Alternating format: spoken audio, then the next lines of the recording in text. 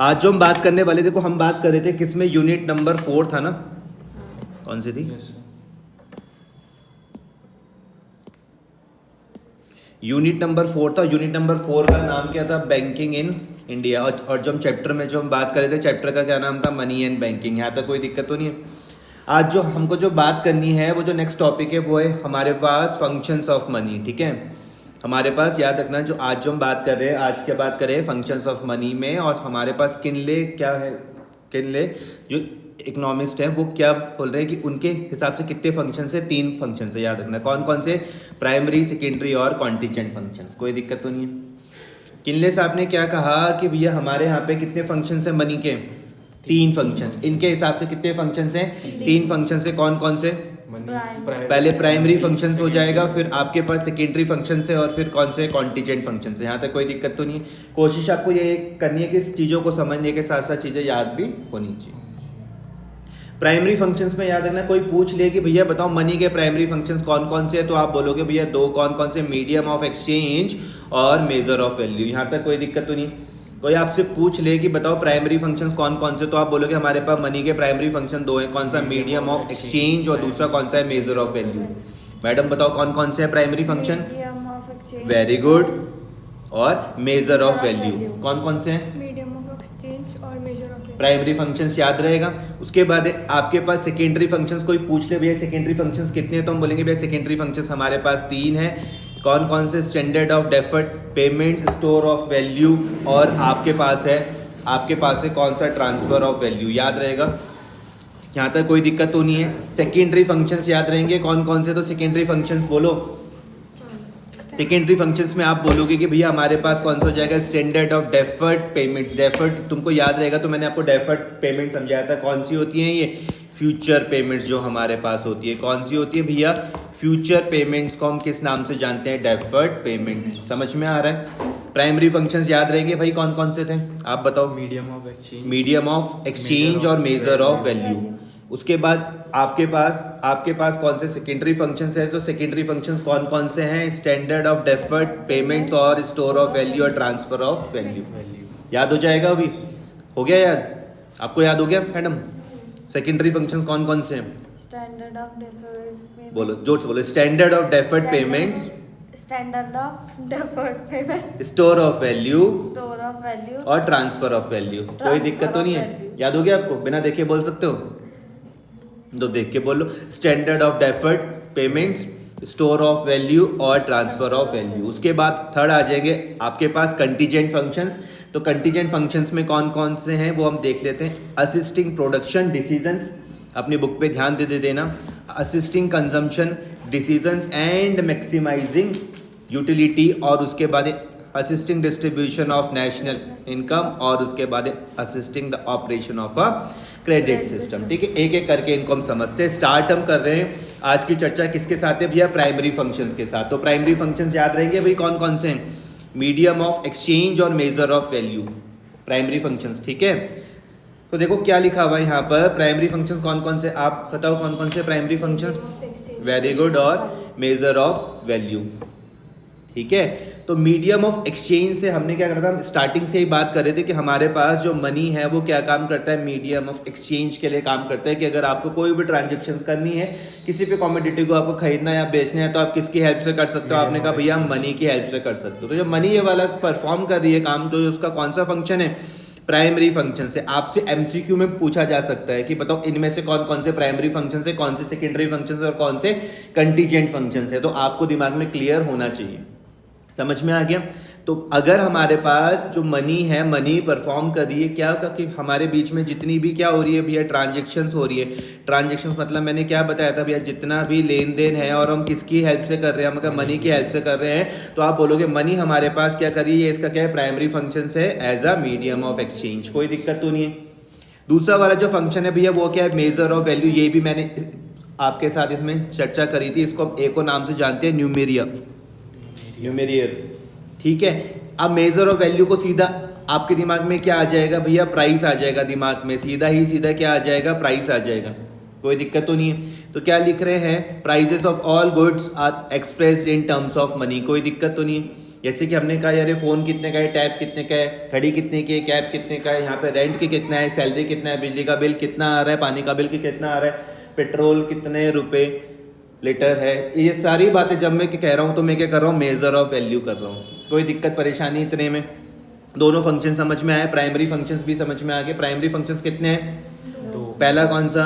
Medium of exchange. दूसरा कौन सा? Major of value. आपको दो काम करना है, पहले तो भैया आपको चीज़ों को समझना है और समझने के साथ साथ उनको याद भी करते हुए चलते रहना है, ठीक है? कोई दिक्कत?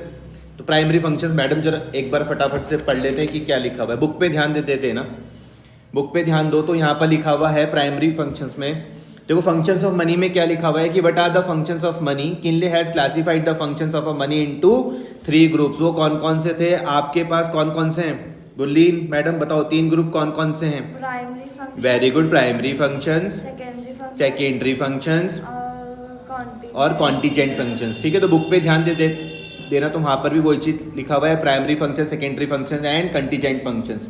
फिर प्राइमरी फंक्शंस पे आपको यहाँ पे 2 दिख रहे हैं, कौन कौन से? एक मीडियम ऑफ एक्सचेंज है, उसके बाद कौन सा है? मेजर ऑफ वैल्यू है। तो मीडियम ऑफ एक्सचेंज में देखते हैं क्या लिखा हुआ है, money acts as a medium of exchange. The main function of a money is to facilitate the process of exchange by removing the defects of barter system. अगर आपको याद रहेगा तो मैंने लास्ट चर्चा किस में करी थी, याद है? बार्टर सिस्टम में। अगर परसों वाली क्लास याद होगी तो लास्ट बार में आपसे कर रहा था बार्टर सिस्टम में, जहाँ पर हमको क्या था कि अगर मुझको भी एक्सचेंज करना है, अगर मुझको क्या करना है? एक्सचेंज करना है। कि सपोज करते हैं कि मैंने कहा कि मुझको मान लो बदले मुझको चाहिए वीट, मुझको क्या चाहिए? वीट, और सामने वाले को सपोज करते चाहिए राइस। ध्यान से इस चीज़ को समझना, मैं किस चीज़ की डिमांड कर रहा हूँ? मैं डिमांड कर रहा हूँ, सपोज करते हैं मुझको चाहिए भैया वीट और सामने वाला डिमांड कर रहा है मान लो राइस की। लेकिन बदले में एक्सचेंज का पॉसिबल है कि इसको क्या चाहिए? राइस चाहिए, लेकिन बदले में ये मुझको क्या दे दे? वीट दे दे। और मुझको क्या चाहिए? वीट चाहिए और मैं बदले में क्या दे दूँ? राइस दे दूँ। अगर इस तरह की कहानी हो रही है तो कोई दिक्कत नहीं है। लेकिन अगर ऐसी कहानी नहीं हो पा रही तो ये मैंने बताया था, ये क्या था? बार्टर सिस्टम का ड्रॉबैक्स था, ठीक है? तो उसी की जगह पर मनी क्या काम कर रही है? As a medium of exchange के लिए काम कर रही है। यहाँ तक कोई दिक्कत तो नहीं। दूसरा वाला फंक्शन जब आप देख रहे हो तो वहां पर लिखा हुआ मेजर ऑफ वैल्यू, उसको हम पढ़ के देख लेते तो क्या लिखा हुआ बुक में? Money is the measure of value, the price of any one good has to be expressed in terms of another, ठीक है? If under the barter system it is possible to get 2 kilogram of potatoes for a piece of a clothes, the price of the clothes in terms of the potatoes will be 2, that is obtaining 1 unit or one piece of clothes require giving up 2 units. Here 2 kilogram of potatoes. The price of the clothes can be expressed in a terms of money just as it can be expressed in terms of the potatoes. फिर क्या लिखा हुआ है कि when we say that when the price of a piece of a clothes is rupees 15, we mean that in order to obtain 1 piece of a clothes we have to give up 15 units of money. This is the price of the clothes in terms of a money. The good in terms of which the prices of other goods are expressed is called a measure of value or the numeraire, ठीक है? यहाँ तक कोई दिक्कत तो नहीं है जितनी हमने बात करी। इन model economics it is the money which acts as a numeraire, that is the price of all goods are expressed in terms of money. Simple है। मेजर ऑफ वैल्यू को आप किस तरीके से समझ सकते हो? किस तरीके से? आपने कहा कि भैया हमको क्या समझना है कि जो प्राइमरी फंक्शन है क्या भैया? Major of value. मान लो मैं 2 चीज़ के बीच में मुझको क्या करना है? एक्सचेंज करना है। एक तरफ सपोज करते हैं मैंने कहा भैया पेट्रोल है, एक तरफ मान लो पेट्रोल है और मान लो दूसरी तरफ मान लो क्लोथ है।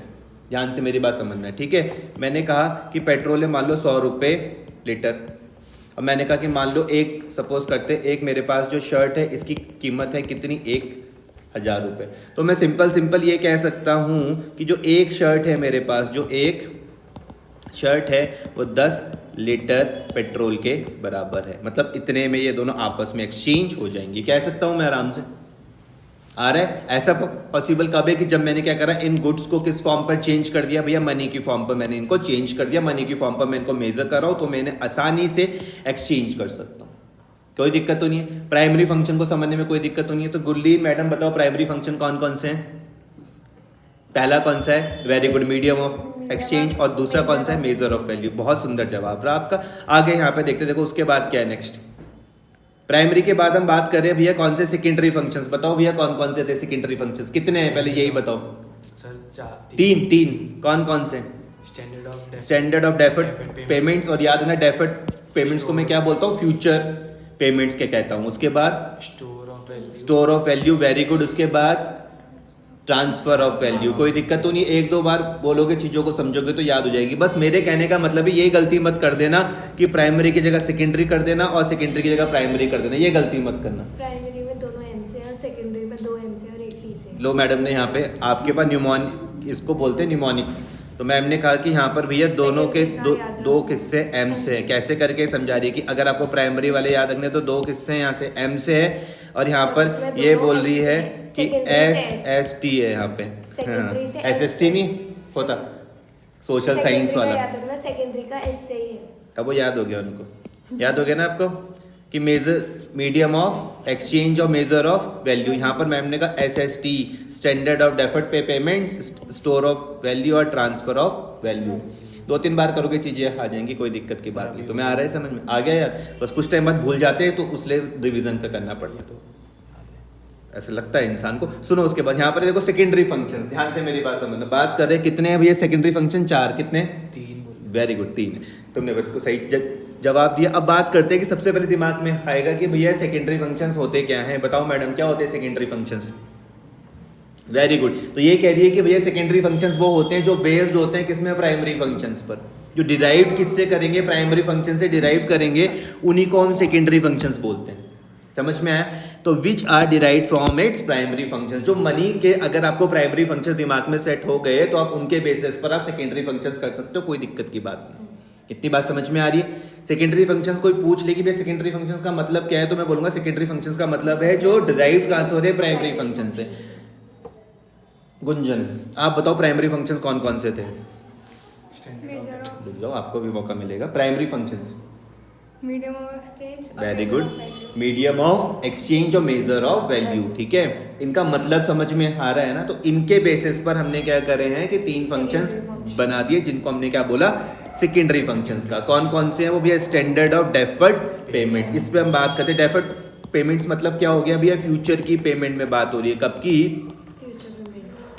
फ्यूचर की पेमेंट के बारे में बात हो रही है। जैसे मैंने कहा कि भैया मैंने लोन लिया और मुझे हर महीने भैया EMI पेड करनी पड़ रही है। समझ में आ गई बात या नहीं आ रही। तो credit is given in terms of money. भैया हमें ऐसे कुछ टर्म्स बता दो जो हम लिख कर आए, कीवर्ड्स जो हमें पूरे हमारे मार्क्स कटने ना दे। तो अगर आप स्टैंडर्ड ऑफ डेफर्ड पेमेंट में आंसर लिख रहे हो तो उसमें ये चीजें दिखनी चाहिए। कौन सा वर्ड, क्रेडिट वाला वर्ड वहां पर दिखना चाहिए। कैसे करके हम इसको समझा रहे हैं कि अब भैया आज के टाइम में बहुत ईजी है। मैंने कहा कि यार मुझको क्या करना है, कार परचेज करनी है। एग्जाम्पल में ये वाला आपको बार बार दे रहा हूं तो इसको ध्यान से मेरी बात समझना है कि मैंने कहा भैया कार परचेज करनी है मुझको। कितने की कार है, 8 लाख रुपए की कार है। मैंने कहा कि भैया मैंने इसमें 2 लाख रुपए क्या कर दिया भैया, डाउन पेमेंट दे दी। क्या, डाउन पेमेंट। इसको हम बोलते हैं कि जिस दिन मैंने कार पर परचेज करी तो कुछ जो मैंने इनिशियल अमाउंट जो दे दिया वो है, और जो बाकी के जो बच्चे भैया ये क्या कर दिया, मैं गया बैंक के पास और मैंने क्या कर दिया, बैंक से मैंने ले लिया लोन। अब मैं इसको क्या कर रहा हूँ, हर महीने चुका रहा हूँ, जिसको मैं बोलता हूँ EMI। समझ में आ गया।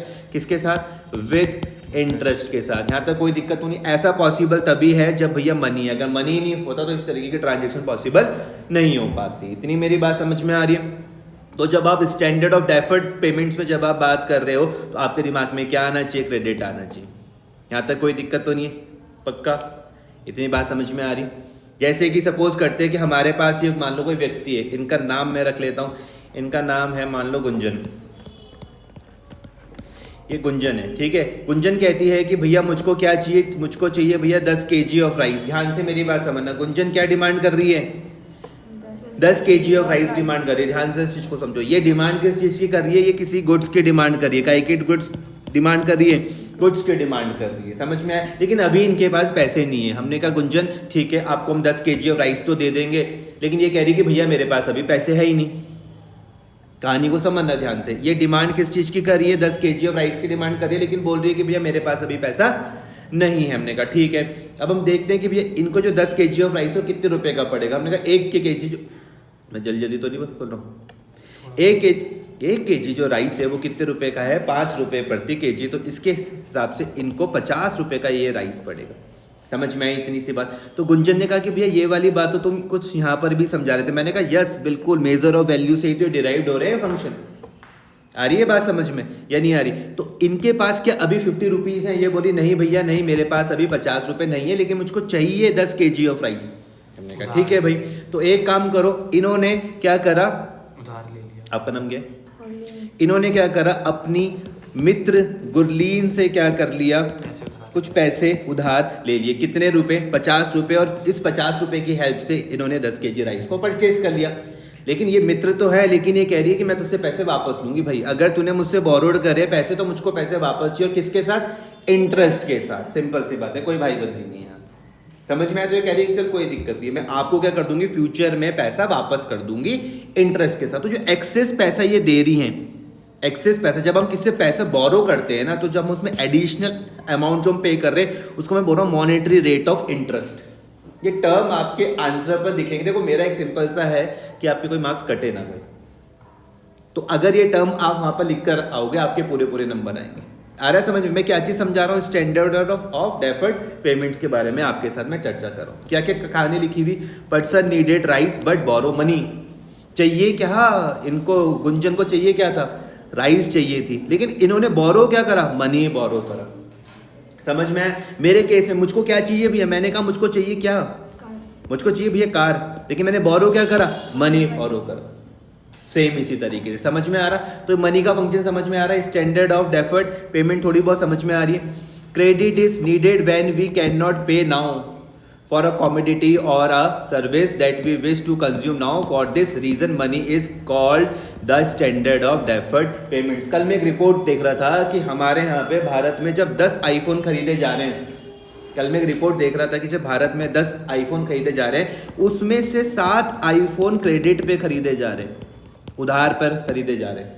लोग आईफोन यूज कर रहे हैं और हर महीने ईएमआई पे कर रहे हैं। समझ में आ रही है मेरी भाई? तो ये वाली जो बात है ये कब पॉसिबल है, जब स्टैंडर्ड ऑफ डेफर्ड पेमेंट्स है। कहानी में याद रखना कि ये फंक्शन सब कब किस तरीके से आ रहा है कि मेरी इच्छा है तो अभी पूरी हो जाए। भाई गुंजन को राइस अभी चाहिए लेकिन उनके पास पैसे नहीं है अभी, तो फिर ये वाले फंक्शन की बात हो रही है, स्टैंडर्ड ऑफ डेफर्ड पेमेंट्स। इसको याद रखना, मैं क्या वो बोलता हूँ इसको, फ्यूचर पेमेंट्स। इससे आपको याद रहेगा। मेरी बात समझ में आई? कोई दिक्कत तो नहीं, तभी तो क्रेडिट की बात आ रही। अगर गुंजन के पास 50 रुपए होते तो क्या वो गुल्लीन से उधार लेती? नहीं लेती भाई। समझ में आया? तो क्रेडिट इज नीडेड कब, when we can not pay now. अभी मैं दे नहीं सकता भैया कमोडिटी के लिए, अभी मैं कमोडिटी के लिए अभी नहीं दे सकता, या जो मुझको अभी जो सर्विस चाहिए उसके लिए मैं अभी नहीं दे सकता, लेकिन वो मुझे कमोडिटी या सर्विस अभी कंज्यूम करनी है, that we wish to consume now. समझ में आ गया? For this reason money is called as a standard of deferred payment. समझ में आया? और जो मैं फ्यूचर में एडिशनल अमाउंट जो मैं फालतू दूंगा उसके लिए मैं क्या वर्ड यूज कर रहा हूं, monetary rate of interest use कर रहा हूं। कोई दिक्कत परेशानी इतने में? ये फंक्शन समझ में आया? कोई दिक्कत? आपका नाम क्या था? स्टैंडर्ड ऑफ डेफर्ड पेमेंट गुल्लीन कौन सा है, प्राइमरी है, सेकेंडरी या फिर कॉन्टीजेंट फंक्शन है? सेकेंडरी। बिल्कुल सही जवाब आपका। ठीक है, सेकेंड है आपके पास स्टोर ऑफ वैल्यू। यहाँ तक समझ में आई भाई? कोई दिक्कत तो नहीं? घर में जाके इसको दोबारा से रिवाइज कर लेना, इतना कर लेना। ठीक है, स्टोर ऑफ वैल्यू में जब मैं बात करता हूं तो स्टोर ऑफ वैल्यू कौन सा फंक्शन है, सेकेंडरी फंक्शन है। इसमें क्या बात है, अच्छा एक चीज याद रखना, ये लाइन पक्का लिख के आनी है भाई। जब आप मनी एंड बैंकिंग वाले काम करो, जब आप 6 नंबर के आंसर लिखोगे तो उसमें ये लाइन होनी चाहिए। अगर मनी एंड बैंकिंग से क्वेश्चन आ रहा हो, मनी वाली बात है, तो उसमें लाइन लिखोगे क्या है, money is a matter of function 4। याद रखना, money is a matter of function 4। कौन कौन सा है, a medium, a measure, a standard and a store. लिख लेना, बाद में ये मिल जाएगा सब कुछ। ध्यान से मेरी बात समझना, ये आपके लॉन्ग आंसर पर ये दिखना चाहिए। ध्यान से मेरी बात समझना, समझ में आ गया? Money is a matter of function 4, a medium, a measure, a standard and a store. कोई दिक्कत तो नहीं? तो दूसरे फंक्शन पर चलते हैं। दूसरा वाला फंक्शन कौन सा भैया, स्टोर ऑफ वैल्यू का। स्टोर ऑफ वैल्यू का समझ में आ रही है मेरी बात? अब हर कोई कुछ ना कुछ काम कर रहा है। जैसे अनन्या ने कहा कि मुझको भैया 12 के बाद मान लो सीए बनना है, कृष्णा ने कहा कि भैया मुझको एचएम में जाना है, इन्होंने कहा कि मुझको एयरलाइंस में जाना है, उसने कहा मुझे अभी कुछ पता नहीं है। यही तो है। लेकिन हर कोई कल के दिन कुछ ना कुछ क्या करेगा भैया, वैल्यू एडिशन तो करेगा। नहीं भाई, अगर आप कुछ ना कुछ काम करोगे तो आप कुछ ना कुछ वैल्यू तो एडिशन करोगे। अगर आपको मेरी पुरानी वाली चर्चा याद रही होगी तो वहां पर मैंने बात करी थी किसकी भैया, गुंजन की। गुंजन कहती थी कि भैया मेरे पास क्या पोटैटोज है, पोटैटोज नहीं, मेरे पास टमाटोज है, टमाटोज। तो इसके पास टमाटोज का स्टोर तो है, मतलब इनके पास वैल्यू तो है, लेकिन वो उसको ज्यादा टाइम तक स्टोर नहीं कर पा रही है। मैंने कहा क्यों नहीं कर पा रही, क्योंकि उसको पता है कि जो टमाटो वो पेरिशेबल आइटम है, कुछ टाइम बाद तो खराब हो जाएंगे। समझ में आया? लेकिन आज के टाइम पे इनको कोई चिंता करने की जरूरत नहीं। इन्होंने क्या करा, सारे के सारे टमाटो मंडी लेके गई, बेच दिया, पैसे मिल गए उनको, इन्होंने अपनी सेविंग कर ली, उनसे इनकी वेल्थ बन गई। समझ में आई बात? कोई दिक्कत तो नहीं है, इतनी बात समझ में आ रही? तो स्टोर ऑफ वैल्यू ये कौन सा फंक्शन है मैडम, सेकेंडरी है कि कॉन्टीजेंट है? बहुत बढ़िया। तो आप क्या करते हो, अपनी वेल्थ जनरेट जब आप करते हो किसकी हेल्प से, मनी की हेल्प से। तो क्या है कि कोई भी व्यक्ति जब पैसे कमाएगा तो उसका तो सेविंग करेगा, सेविंग के बाद उसकी क्या होगी, वेल्थ जनरेट होगी। समझ में आ रहा? और भी इसके बहुत सारे रूट है कि हमने सेविंग करी, इन्वेस्टमेंट करा, फिर उसके थ्रू वेल्थ करा, तो उतना डिटेल में हमको जाना नहीं है। सिंपल हमको समझना है कि मनी का फंक्शन कैसा है, स्टोर ऑफ वैल्यू वाला, कि जहां पर हम अपनी वेल्थ जनरेट कर रहे हैं। किस तरीके से आप वेल्थ को जनरेट कर रहे हो भैया, सेविंग्स करके कर रहे हो। समझ में आ गया? और सेविंग्स के बाद आपकी वेल्थ जनरेट होगी। यहाँ तक कोई दिक्कत तो नहीं? गुरली कुछ और डिस्कस करना है इसमें, बात बतानी है, बताओ। अगला है मेरे पास ट्रांसफर ऑफ वैल्यू। हम अपनी वैल्यू को क्या कर सकते हैं भैया, ट्रांसफर भी कर सकते हैं। यहाँ पे कौन सा फंक्शन था, store of value. Store of value के बाद हम लोग क्या कर सकते हैं, अपनी वैल्यू को हम ट्रांसफर भी कर सकते हैं। भैया किस तरीके से ट्रांसफर कर सकते हो, मान लो ये आपके पास सेलर, ये कौन है भैया, बायर। ये कौन है, सेलर, ये कौन है भैया, बायर। तो सेलर क्या करना चाह रहा है भैया, वीट। मान लो सेलर के पास क्या है भैया, वीट है। आप इससे बोलो भैया किस चीज की वैल्यू है। अगर मैं क्या कर रहा हूँ, ध्यान से मेरी बात समझना, मैं आपको पढ़ा रहा हूँ, बदले में मान लो फीस चार्ज कर रहा हूँ, तो यही मैं क्या कर रहा हूँ, मैं वैल्यू को ट्रांसफर कर रहा हूँ। सेम इसी तरीके से सेलर क्या करे, अपनी वीट जब बायर को बेचा, उसको उसके बदले पर क्या मिल रहा है, पैसा मिल रहा है। समझ में आ गया? ये वीट 30 रुपए प्रति केजी के हिसाब से इनको क्या मिल रहा है, पैसा मिल रहा है। तो वैल्यू क्या हो रही है, ट्रांसफर हो रही है। समझ में आई बात? आपने मुझको कहा कि मैं पढ़ाई में मेरा मन नहीं, जैसे तैसे करके बस मैं 12th कर लूँ, बस उसके बाद मैं खुद का होटल खोलूंगा, फिर आप सर्विस में जाओगे। तो जब आप लोगों, आपके पास वैल्यू है ना, होटल वाली वैल्यू रहेगी ना, सर्विस, तो आप उसको क्या करोगे, ट्रांसफर करोगे, तब आपको बदले में क्या मिलेगा, पैसा मिलेगा। तो ये भी क्या है, फंक्शन ट्रांसफर ऑफ वैल्यू। कोई दिक्कत तो नहीं है? तो क्या लिखा हुआ है, the value of that commodity wheat can easily be transferred from the buyer to the seller through the payment in terms of money। यहाँ तो कोई दिक्कत तो नहीं है? कितने फंक्शन थे इसके? तीन फंक्शन थे मेरे हिसाब से, तीनों में कोई दिक्कत तो नहीं है। स्टैंडर्ड ऑफ डेफर्ड पेमेंट्स को समझने में कोई दिक्कत तो नहीं है, स्टोर ऑफ वैल्यू को समझने में कोई दिक्कत तो नहीं है, ट्रांसफर ऑफ वैल्यू को समझने में कोई दिक्कत तो नहीं। ठीक है, तो यहाँ पर क्या बात लिखी हुई, it is important note that a good monetary unit should possess all these qualities. वो कौन कौन सा भैया, मीडियम ऑफ एक्सचेंज आपके दिमाग में आना चाहिए, कौन से फंक्शन के बारे में बात कर रहा हूँ और इसका मतलब क्या है। मेजर ऑफ वैल्यू की कौन से फंक्शन के बारे में बात कर रहा हूँ, इसका मतलब क्या है। स्टैंडर्ड ऑफ डेफर्ड पेमेंट्स कौन से फंक्शन के बारे में बात कर रहा हूँ, उसका मतलब क्या है। स्टोर ऑफ वैल्यू और ट्रांसफर ऑफ वैल्यू कौन से फंक्शन के बारे में बात कर रहा हूँ और इसका मतलब क्या है। यहाँ तक कोई दिक्कत तो नहीं है? तो मेरे हिसाब से प्राइमरी और सेकेंडरी फंक्शन में कोई दिक्कत तो नहीं है। तो हमारे यहाँ पे कौन थे, किनले साहब थे। तो किनले साहब ने क्या करा कि मनी को कितने, मनी के जो फंक्शंस थे उसके हिसाब से कितने उसमें बांट दिया, प्राइमरी पर, सेकेंडरी पर और कंटीजेंट फंक्शंस पर। कोई दिक्कत तो नहीं है? प्राइमरी और सेकेंडरी फंक्शंस को कोई दिक्कत समझने में? पक्का? अगली चर्चा हम किस में करेंगे, कंटीजेंट फंक्शंस पर।